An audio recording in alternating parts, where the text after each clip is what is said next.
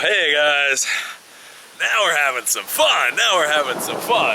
So it is April 6th, I do believe, Thursday, April 6th, and we're going through a bit of a thunder and lightning storm right now. And I figured, you know, what the hell, if I'm gonna be talking to you guys from all around the world, I might as well be willing to talk to you guys out in the cold rain in front of my house. So if you hear that thunder and lightning, that's not green screen, that's not sound effects. We be out here in the rain. We're actually kind of sort of underneath these pine trees, and so the pine trees are keeping a little bit of the rain off me. But not as much as I would like, Anyways, going to the whole Geek diet thing, I do have to say a Geek diet is going pretty well, We are, it's raining even more. Anyways, Geek diet's going pretty well, so I'm at 200 today. When I weighed myself in, I was at about 200 today. So that's a good thing, and continuing the extended exercise program. So I keep increasing the amount of exercise I do every day. I'm gonna max it out at about 2 hours a day. So we went and we did the spin class this morning, got totally soaked during the spin class, and then just got back from doing the strength training. And so I've added a number of routines to the strength training. So now I'm doing almost a solid hour of strength training.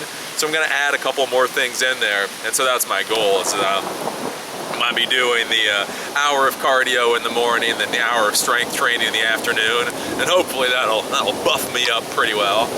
Though I did realize the one thing I am a little disappointed with going to Thailand for is that I'll have to stop doing the exercise, like this kind of exercise routine for a month. And it's actually not that far away. What did I just say? It's April 6th? So it's about 20 days away, so it's about 3 weeks. So I have 3 weeks to kind of buff myself up. And then we'll go on the whole chillax routine for about a month. The one little gadget I did pick up yesterday that is pretty nice if you guys want to go out there and start doing a lot of exercise, especially on cardio machines or whatever, is I picked up a Polar H7 heartbeat monitor. It's one of the strap heartbeat monitors, because as I've said, these wrists, this is a Fitbit Surge, and the heartbeat monitor on this thing is absolutely piss poor. And so I got the H7 yesterday, and I found that was very nice for the spin class this morning, because the nice thing with the H7 is, one, it's a Bluetooth connection, so it connects either to your Android phone or your Apple phone or your iPhone, so you can take a look at what your heartbeat is. But then also it connects to the closest machine, like cardio machine you're on. So this morning when I got on the spin bike or whatever the hell it's called and did the whole pedaling deal, it was really nice to be able to see what my heartbeat was like right on the screen in front of me. And it was good to see, like, you know, things that didn't seem like they were so hard, that they were incredibly hard, and yet the heartbeat really went up, and then other things you could see the heartbeat go down. And it's a good way, especially in those types of routines, to see how much exercise you're really getting. Because like normally, like I say, I used to do running in the past, and so running, really the way you judge running is simply by the pace. If you are faster than you were yesterday, you're doing good, and if you're slower than you were yesterday, you're doing bad. Well, the issue is what happens if you're just doing an hour of exercise on a stationary machine. You can't really tell what that means, because again, distance, what the hell does distance mean on something like an elliptical machine? Can you elliptical like 10 miles? I was ellipticaling 10 miles today. Like, it doesn't really like mean anything. So being able to see that heart rate to say, okay, I want to make sure that my heart rate is going to be above a certain level most of the time. That's just a useful way to be able to judge what you're doing. So again, take it or leave it. But I found it pretty good, so I used it. Yesterday actually for the strength training, and this morning for spin, and today for strength training. Again, it was good to see what the pulse was and all that kind of stuff. So overall, that's going well. Again, as I tell you guys from the video I did yesterday, the most important lesson. What is the most important lesson?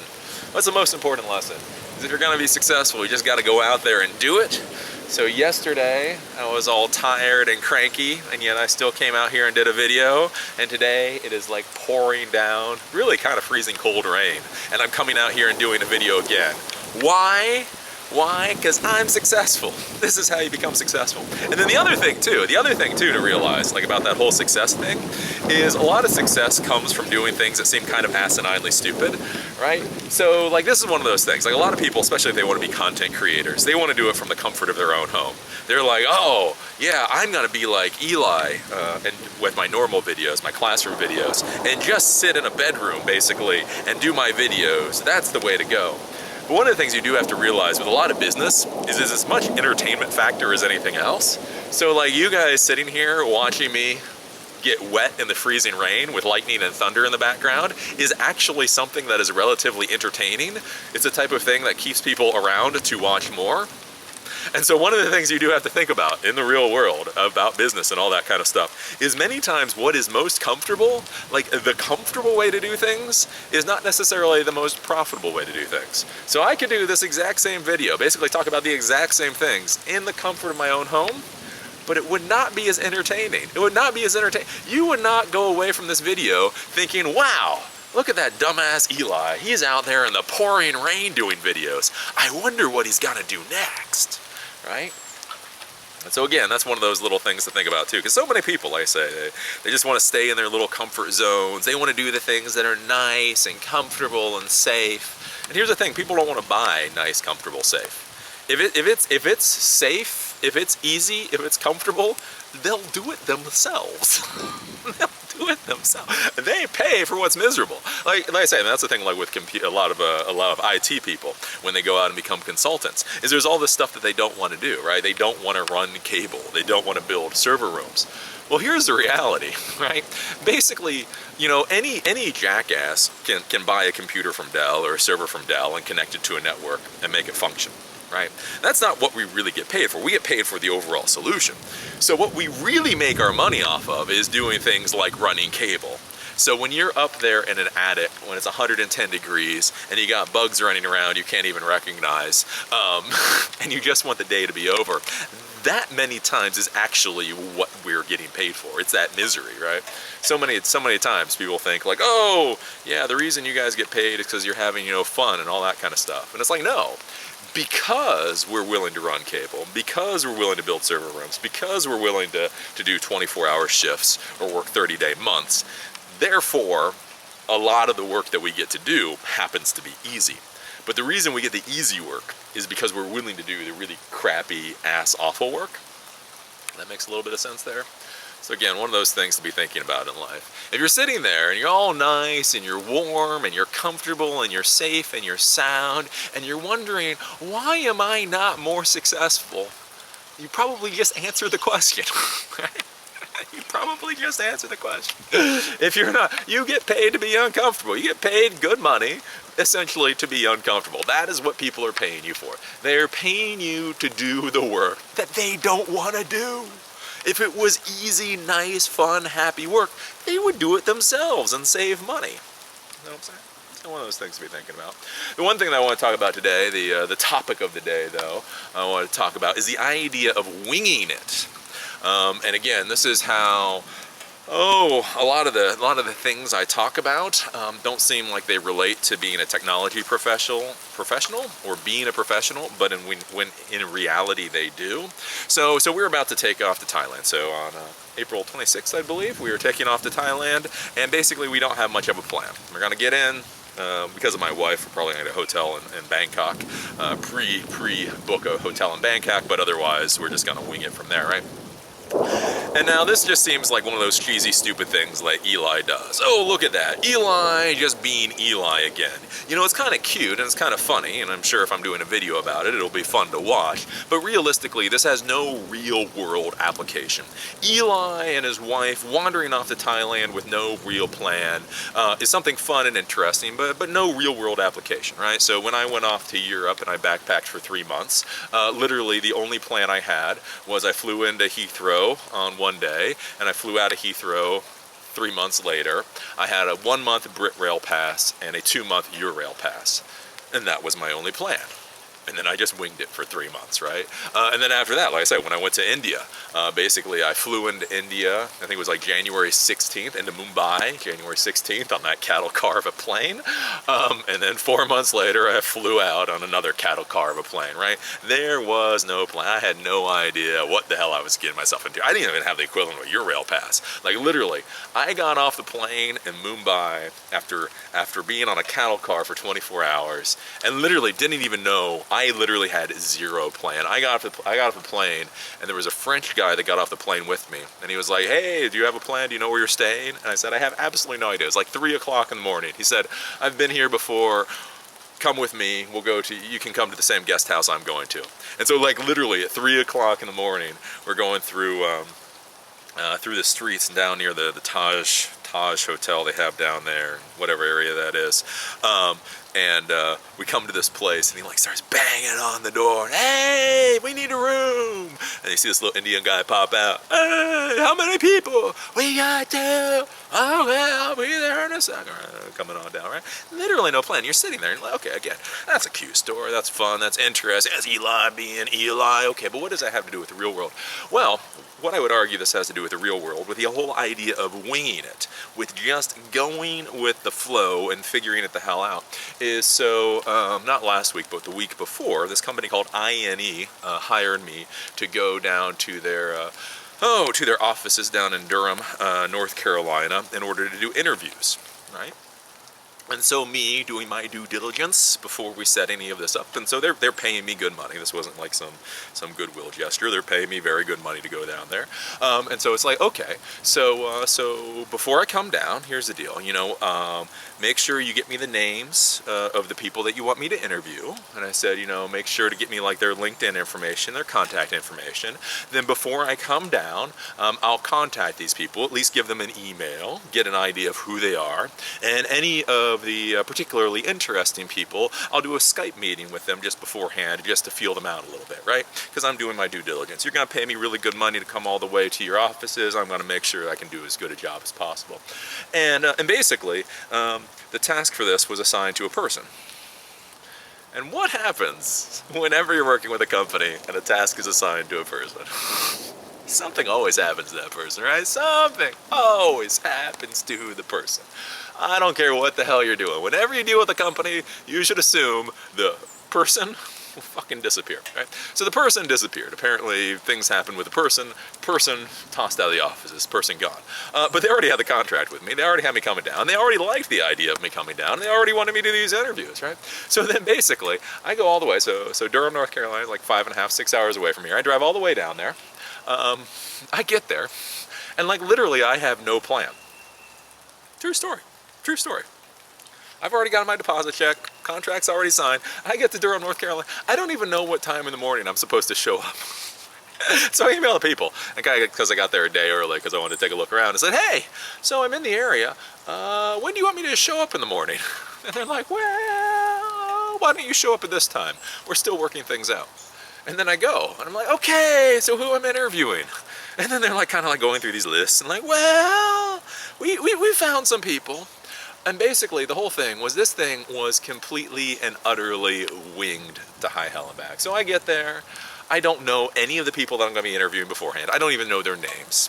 I don't know who they are. I don't know why I should care, much less why anybody else in the world should care.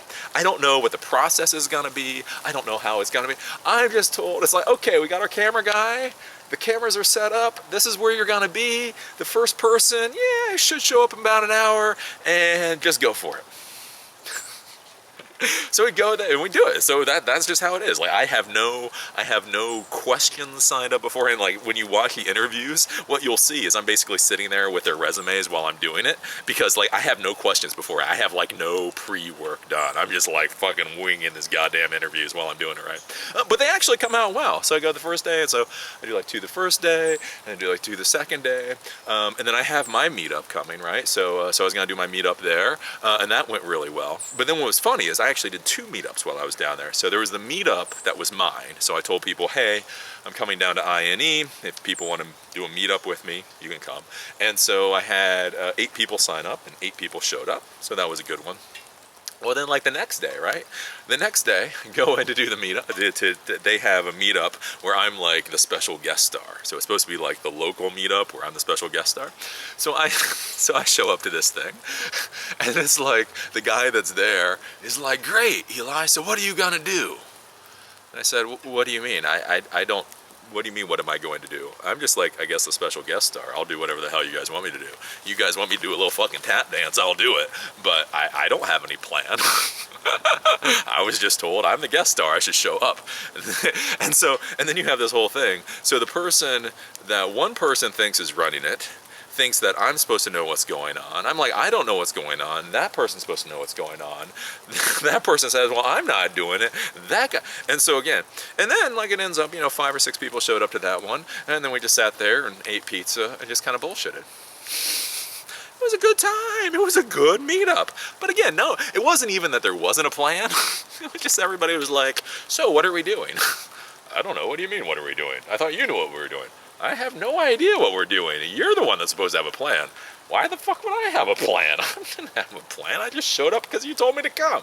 All right. And so we go through that. And then like the last day, so I had told them I would do like I think I said I would do 2 interviews per day.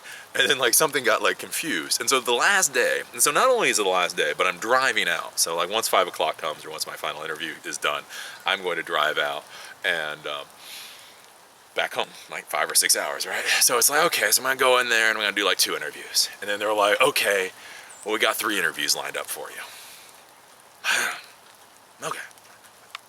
3 interviews, fine, whatever. Not gonna argue about it. And then I'm sitting there, and I had talked with the I&E people, and one of the things that I'd said, and just so you guys know, conversations like this happen in the background, is like one of the things I had said was that we weren't interviewing any females. I was like, hey, you guys know, like the big topic now is diversity in the workplace, and we have had African Americans, we've had lots of white guys, and all that kind of stuff. It's like we haven't had any women. So the main person was thinking about that. And then like, I already have 3 people. And then they're like, great, we have a woman coming in. I'm like, motherfucker. Like, this is like after like 1 interview. So I have like this like 2-hour gap between like the end of one interview and the beginning of the other. It's like, yeah, she'll be in. And I was like, where do I have time for this other interview? But anyways, woman comes in, we sit down. I think we did a good interview, had a good conversation. And then you just kept rolling with it, right? And then at the end of it, I think everything turned out really well. Hopefully the video files, they say the video files, they'll be sending those to me in the next couple of weeks. And everybody was happy. So for me, had a pretty good experience all the way around. Gotten paid well for going in there and just winging it. They got a product that they like. They got a lot of good advertisement out of it. And everybody is basically happy with the results. Or I think they're happy with the results. They told me they were happy with the results. Let's just put it that way. We don't have a new contract yet. We don't have a new one though. Though they say that they want to do it again. So hopefully that'll happen in the future. But they told me it went well. But this is what I want you guys to understand about, like I say, like the whole concept of just being able to wing it, just kind of going with the flow. That even when you do have plans, like I say, with this, I had a plan. It's like, okay, if you're gonna have me come down, these are the rules, these are the setup, get me the information, I'll do all the pre-research beforehand so I don't look like a complete asshole when I go there. That was the plan. And then the plan, right? And so as a professional, and especially like I say, as a tech professional, it's the idea of just basically being able to go with the flow, to wing it, to basically be able to say in your mind, I have a contract with this company. They are required to pay me whatever the hell the agreement was beforehand. That obviously has gone sideways. So I am going to go. I am going to give my best effort to give the best product possible and then go from there. Right? Because that's what I see with so many people out there is like they just want, what am I responsible for? What am I supposed to do? What are you gonna do? What am I supposed to do? Blah, blah, blah, blah. And that's the thing, like I say, in the real world, It just doesn't work that way. Like I say, even with this, I had an agreement. So that's one thing, like, I want you guys to be thinking about as professionals, and to also realize is, I talk about on my tech videos so much, where everybody gets like hyper-focused about Microsoft certifications, MCSEs or CCNAs or degrees and all that kind of stuff. When in reality, so many of the skills that will really actually be valuable for you in life, there is no certification for. There's no test for. There's no study guide for. It's about you walking in and you owning the situation. Right? That's what bosses want. That's what owners want. That's what clients want. They want to know when they hire you, you are going to come in and you are going to give a phenomenal product. That's what they care about, right? And if they feel like that is what you're going to do, then they will hire you again and again and again and again and again.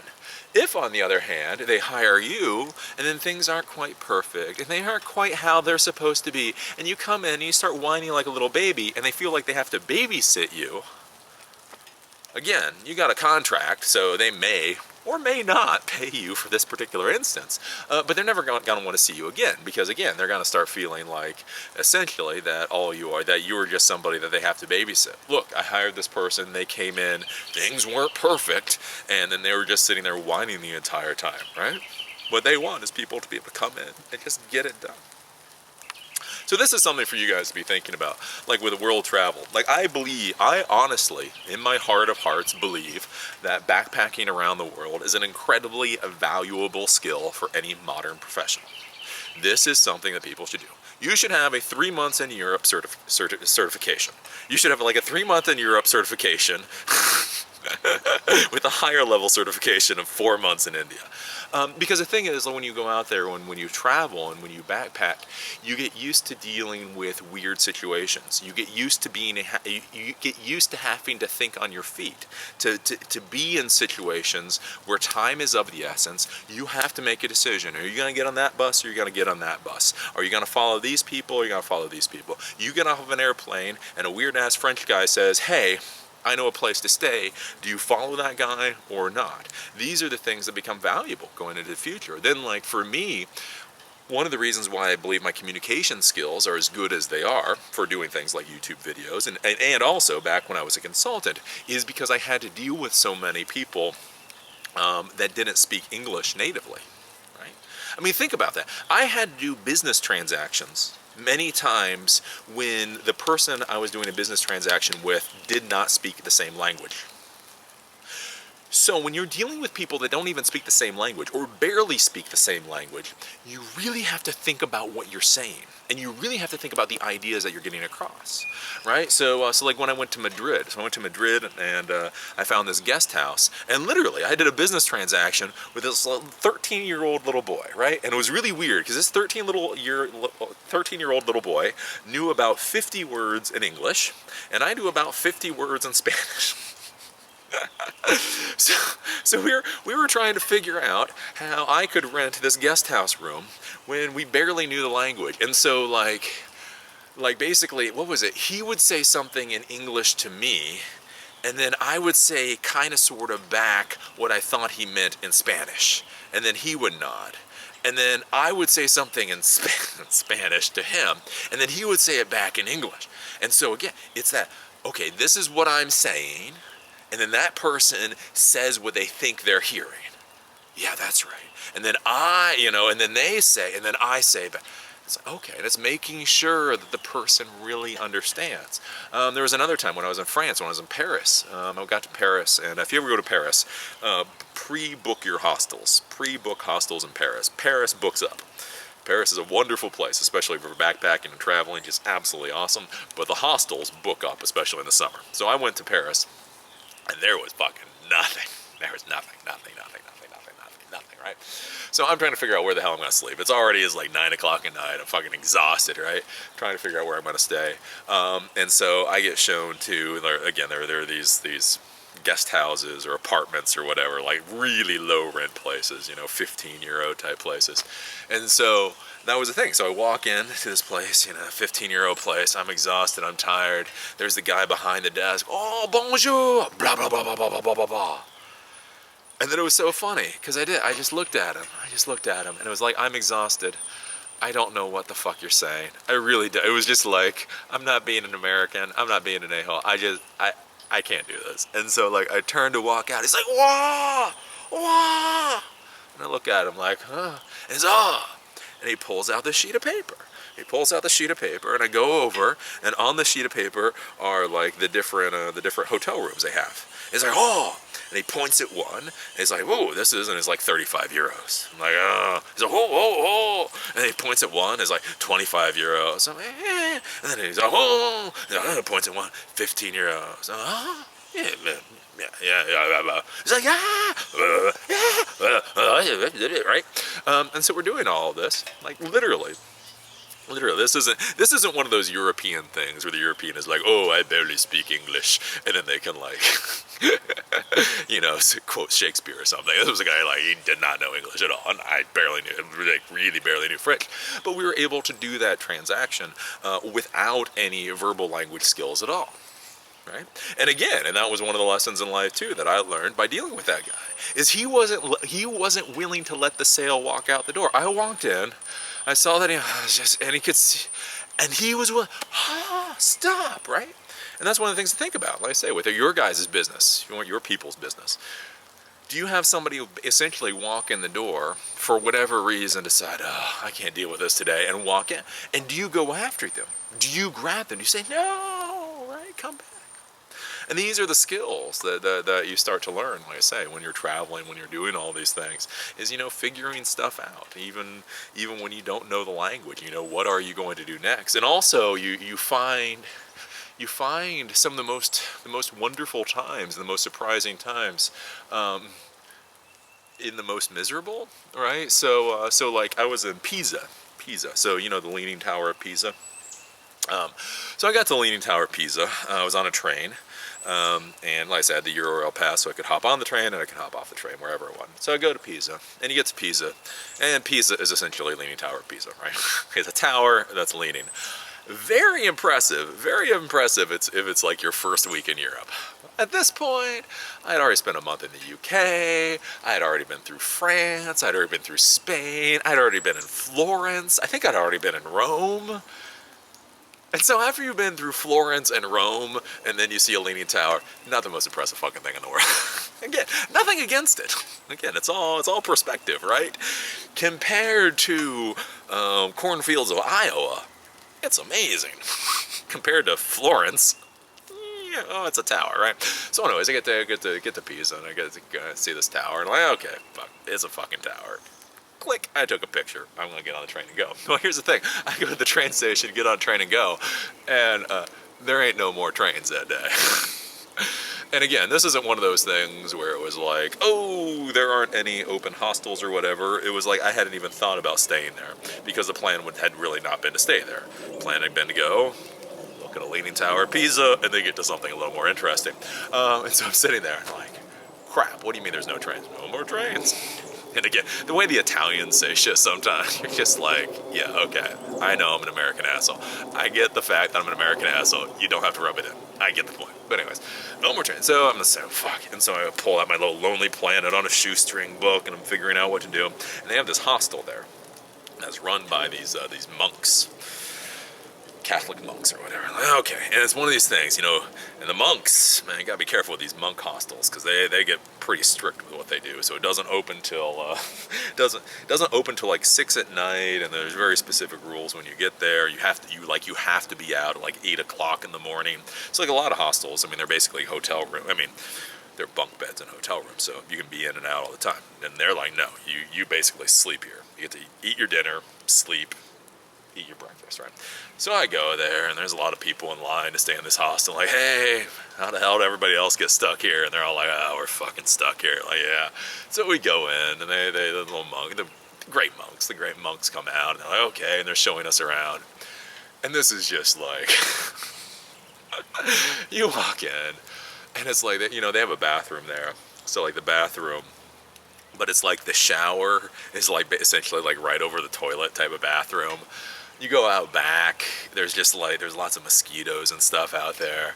I mean, it is just like, Yeah, it's a bed. You are paying for a bed, right? And I'm just sitting there like, fuck, this sucks. I'm sitting there in the, we're in the bunk bed area, and I'm looking at the other males because again, females and males are separated. So actually, some of you guys may not realize, in a lot of the hostels, it's co-ed dorms, but males and females are separated because of the monks and all that. And I'm looking at the other guys, and I'm like, what the fuck is this? And they're like, I don't know, man. I don't know what the fuck this is. It's like, okay, I hope we don't get murdered in the middle of the night. But anyways, and so we're sitting there, and we're all kind of like wandering around, like looking at this place that we kind of got trapped in. And we're like, oh, what are we going to do?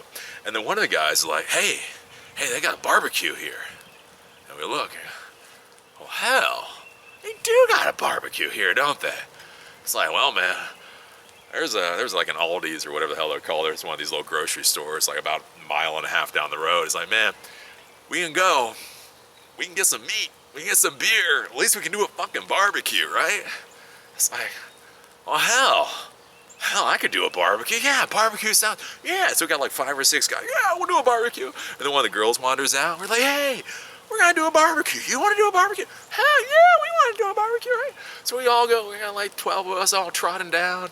The males. It was so funny. It is like to see the difference between like males and females when it comes to food. We're just getting like this stupid amount of like just meat. We got our meat and we got our beer, and then the girls have like their little dainty things. Like, oh look, I got a chicken breast. It's like I got half a cow. For me, he got half a pig, and he got a couple of chickens, right? Anyways, and so we trot on back, and we're out there, and we're barbecuing, and I swear to you, that was one of the best nights I've ever had in all of traveling. Probably one of the best nights of my entire life. It was so fun. It was so great. We were out there. We were having fun. We were barbecuing. We were drinking beer, and it was great. In the weird ass monk hostel that I swear to you, when I first walked in, I swear to you, I was worried it was someplace that, we were all going to be murdered in the middle of the night. But that turned out to be an absolutely great experience. And this is one of those things that you start to realize is you go in with preconceived notion. And you do have to be careful. And that's one thing, that's another lesson is you go in with preconceived notions, but then you're open to the possibility that you're wrong. You're also open to the possibility you might be right. I also had many other adventures where I went in with preconceived notions, and those preconceived notions were actually very sunny compared to what it actually was like, right? So that's his own story, but that was a thing. And so these are some of the lessons and the skills that you learn by going out there, like I say, traveling and adventuring and do stuff. And that's why, like with this Fail Normal channel, these are kind of like more of the lessons that I want to be talking about, because I honestly believe that they are the lessons that are more valuable. Again, getting your MCSE or your CCNA or your college degree, you don't really need me to tell you what the hell to do, right? Your boss says you should have an MCSE. There's 1,000 books to get an MCSE. You can go to CBT Nuggets. You can go to Pluralsight. You can go to Udacity. There's so many resources out there for that kind of stuff. But like just the basic life skills, the basic professional skills are the things that I see there's just not enough value in. People just don't focus on them enough. Again, like I say, I mean, even simply just being out here and being willing to talk to you guys during a rainstorm. I know that sounds really stupid, but again, that's what's actually valuable. You guys sitting there laughing your asses off at me at home for being a dumbass is valuable. That's what makes me money. And again, as I tell people in life, that's what matters. Because so many people, they're like, no, I want to be seen as respectable. I want to be seen as so smart and all that kind of stuff. And it's like, yeah, but people don't want to hire that. People want to hire the folks that are fun. You know what I'm saying? Yeah. Kind of wandered off on a little tangent with that one. But yeah, so those are the job skills though. But the ability to wing it, like I say, I mean, and that's where I say, with the IT world and the professional world, the reason that I became successful is because I was the fix-it guy. You called me, you said your technology systems were down, and I fixed it. Like literally, like, so there was I had one of my clients, and how I got the client is their consultant that they had failed miserably. So I walk in, and their systems are all down. None of their systems work. And so I go and I talk with the boss of this company, this is the CEO of this company. The CEO of the company says, listen, we have documents or whatever on our servers. We have to process these reports and be able to send them out in order to do a job quote. And that job quote is worth $5 million. And we have to be able to send that stuff out, that report, all that information out by 5 o'clock. If we don't send it out by 5 o'clock, that $5 million job is gone. So we need to send it out. You have called Eli the computer guy. I shall fix it.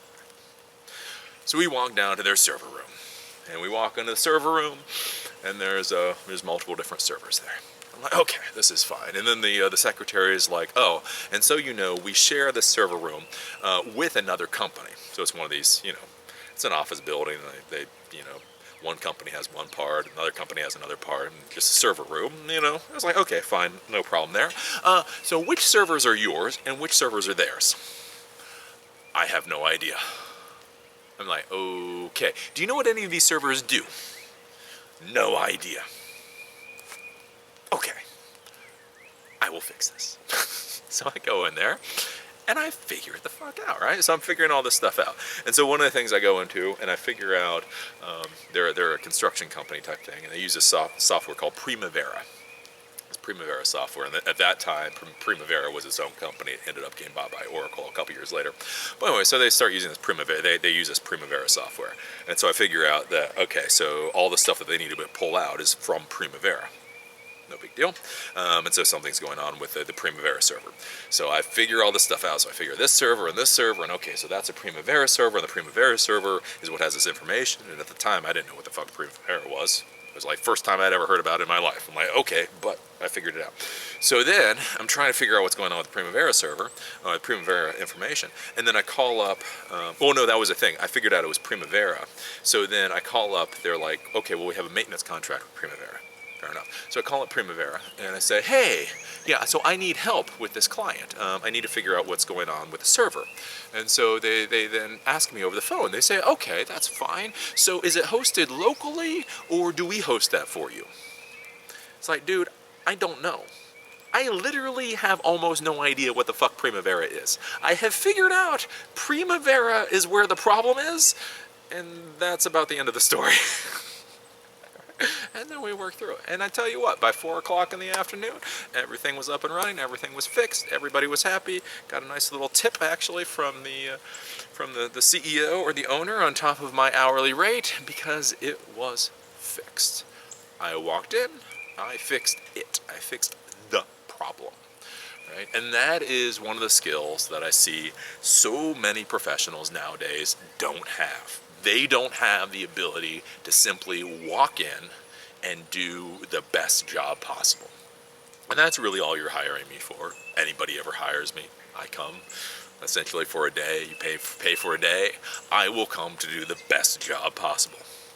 Is that job going to match what the contract says?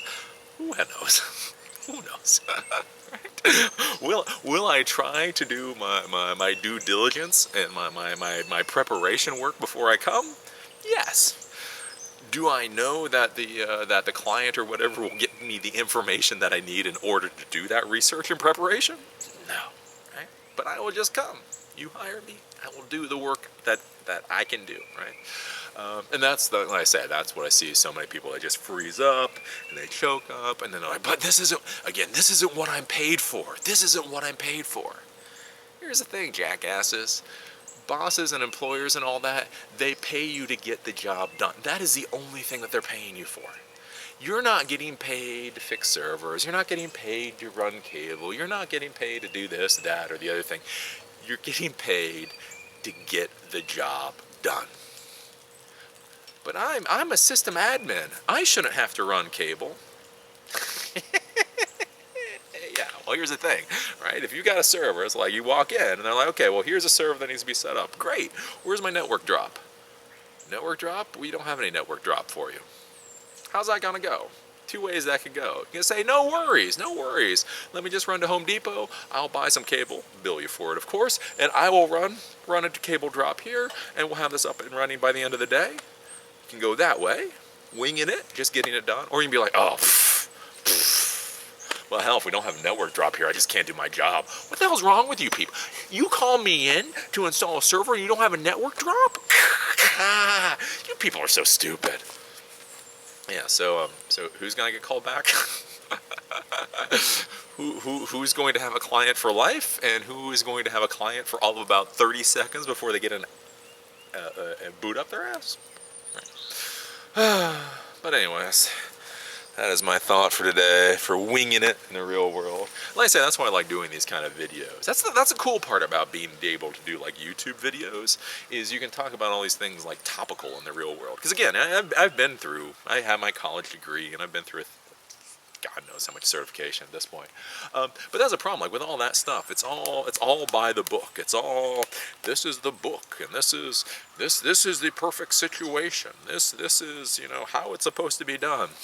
That's the thing, in the real world, that's never how it is. That's not how it works out, and that's most of the time not like what you're actually getting paid for, right? You're getting paid for to do all kinds of wacky stuff. And so that's what's nice with being able to do these YouTube videos, is I can talk to you guys about like the real world. Again, like I say, like when I talk about dealing with the I&E contract, that is actually something that literally happened 2 weeks ago. Right? This isn't hypothetical.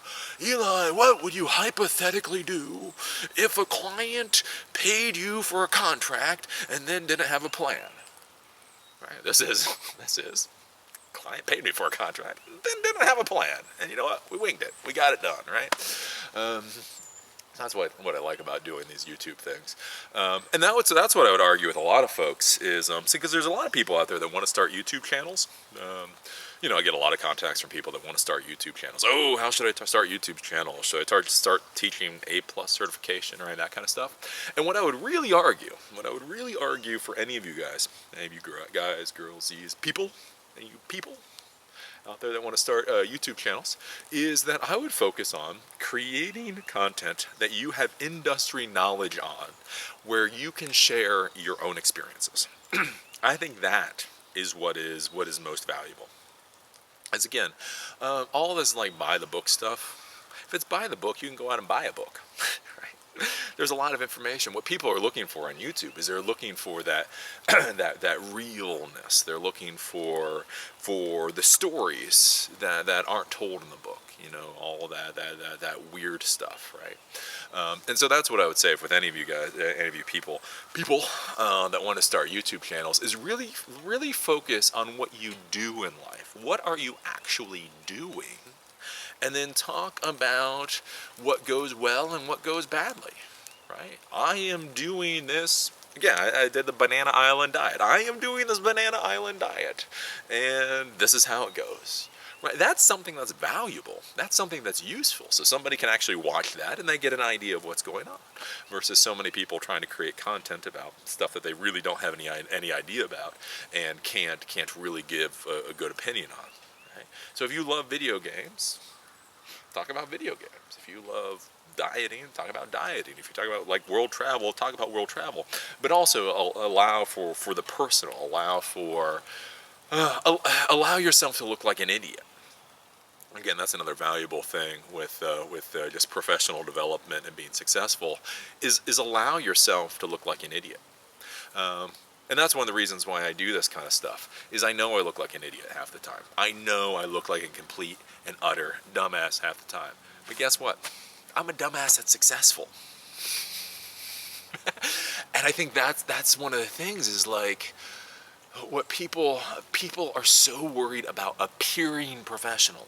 I want to appear professional, that they don't realize that the real way to be professional is to show your vulnerabilities, to show your failing. Like when I had clients, yes, many times I walked in and things were solved.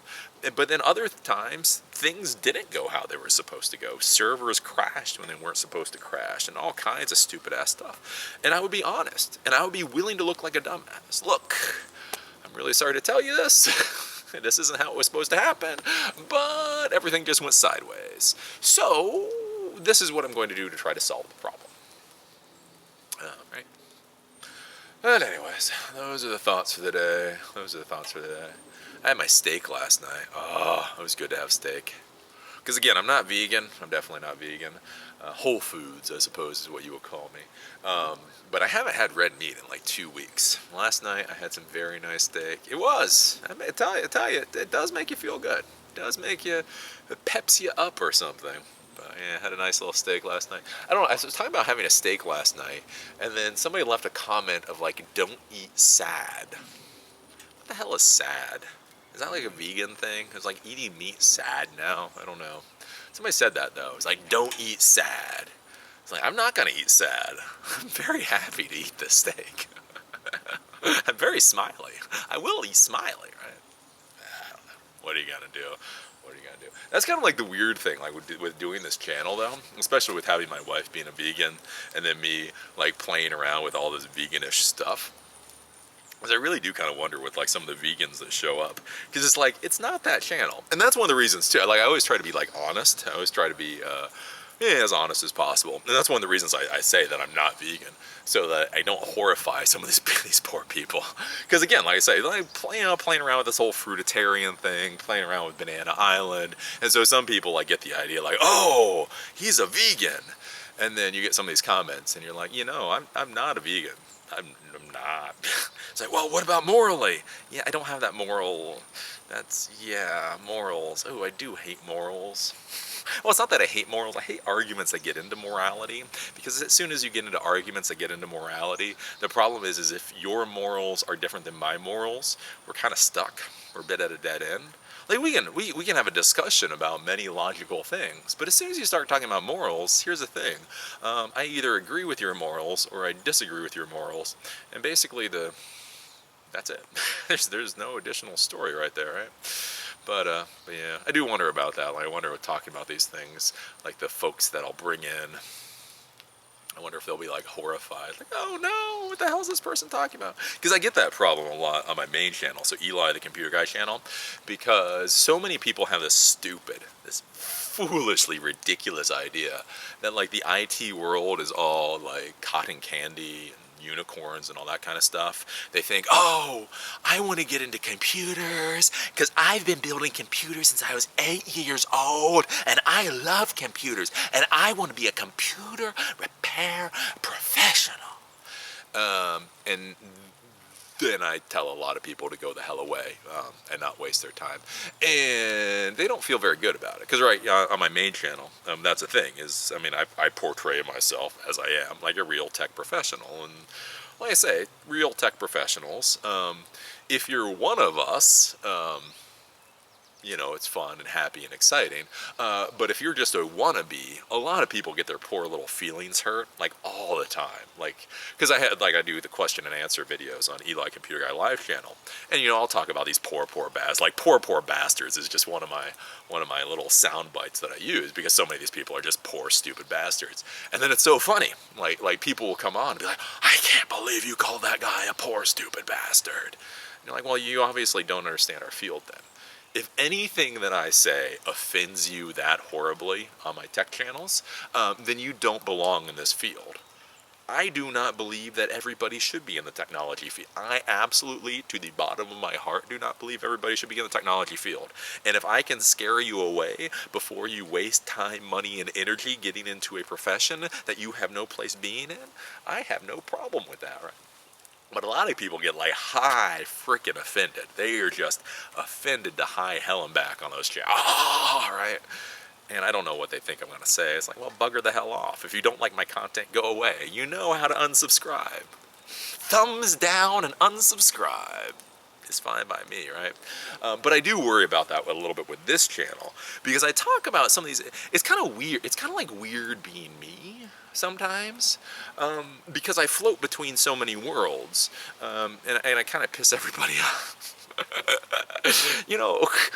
I've been in the militias, and I've been with vegan folks, and I do this, I do that, I do the other thing, and so that's where I kind of like, I do worry with this channel a little bit with some of the topics. I worry I'll bring in like some of the airy-fairy hipsters, like, oh, look at this guy believes in whatever. And then I'll talk about something else, and then they'll be like all horrified. I can't believe you said that.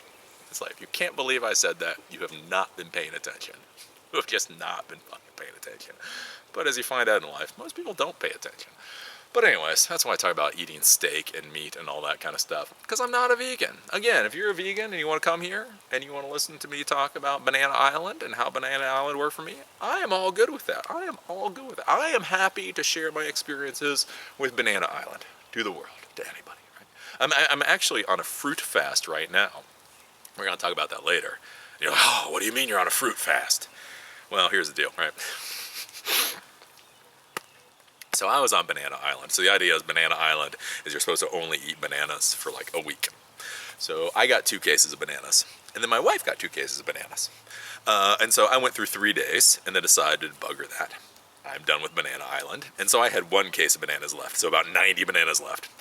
And then my wife is trudging along and she keeps going until the end of her 4th day. And she's like, I'm done with this. I can't deal with this anymore. And so then we end up with like, with 2 cases of bananas.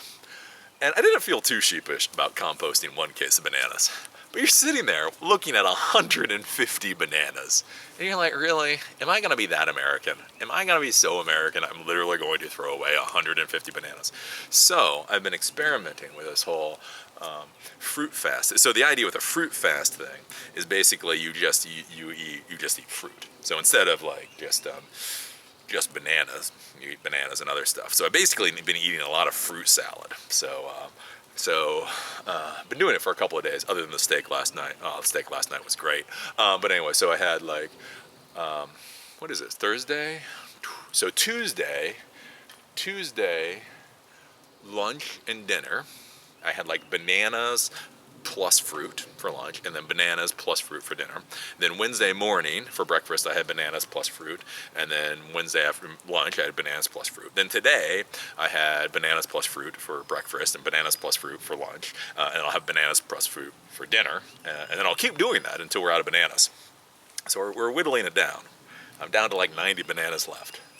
But again, I am willing to do a fruit fast. I am willing to see what a fruit fast does for my body. I am willing to explain to you guys my own experiences with a fruit fast. It does not mean I'm a fucking fruitarian though. And so, anyways, I'm just trying to say that. Because some of the vegans out there, like I say, don't eat sad. It's like, do I want to know what that means? Guys. Do I come to your videos and start saying crap? It's like, just take my content as it is.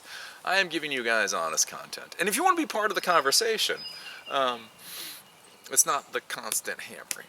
Because I'm not vegan. I'm just not vegan. I don't have a moral issue with it. I don't.